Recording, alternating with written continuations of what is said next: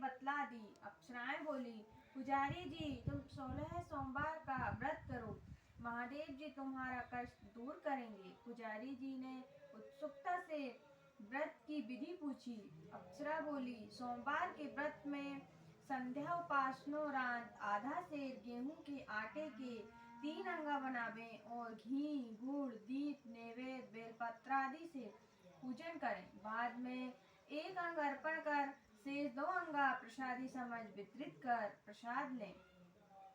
इस विधि से 16 सोमवार का 17वें सोमवार को पाव सेर गेहूं के आटे की बाटी का चूरमा बनाकर भोग लगाकर बांट दें। फिर सकुटुंब प्रसाद ग्रहण करें। ऐसा करने से शिव जी तुम्हारे मनोरथ पूर्ण करेंगे। यह कहकर अप्सरा स्वर्ग को चली गई।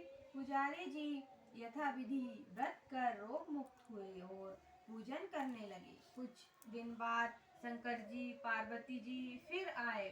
पुजारी जी को कुशलता पूर्वक देख पार्वती जी ने रोग मुक्ति का कारण पूछा।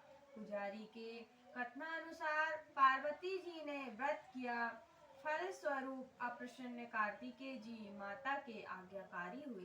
कार्तिकेय जी ने भी पार्वती जी से पूछा कि क्या कारण है, मेरा मन आपके चरणों में लगा है। पार्वती जी ने वही व्रत बतलाया।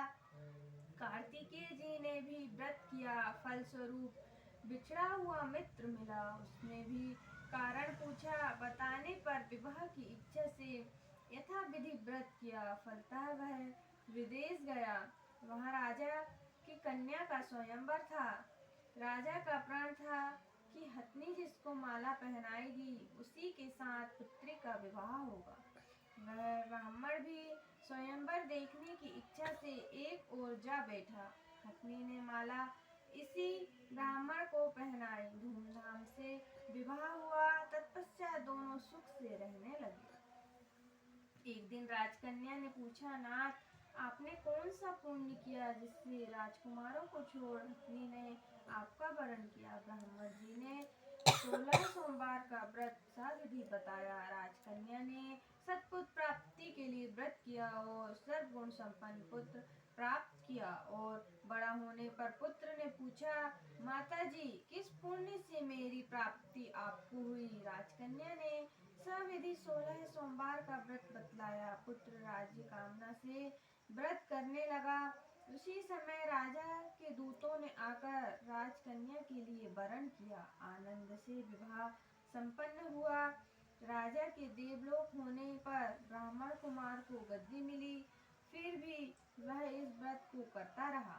एक दिन इसने अपनी पत्नी से पूजन सामग्री शिवालय ले चलने को कहा, परंतु उसने दासियों द्वारा भिजवा दी।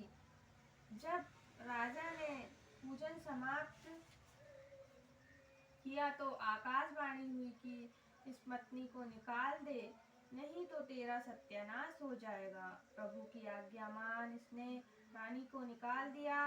रानी भाग्य को कोसती हुई एक नगर में बुढ़िया के पास गई। दीन दशा देख बुढ़िया ने उसके सिर पर सूत की पोटली रख बाजार भेजी। रास्ते में आंधी आई, पोटली उड़ गई। बुढ़िया ने उसको फटकार कर भगाया।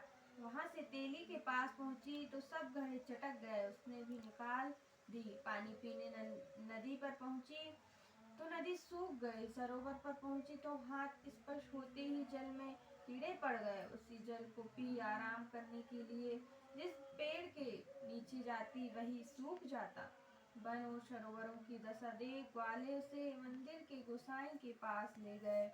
यह देखकर गोसाई जी समझ गए यह कुलीन अबला आपत्ति की मारी हुई है।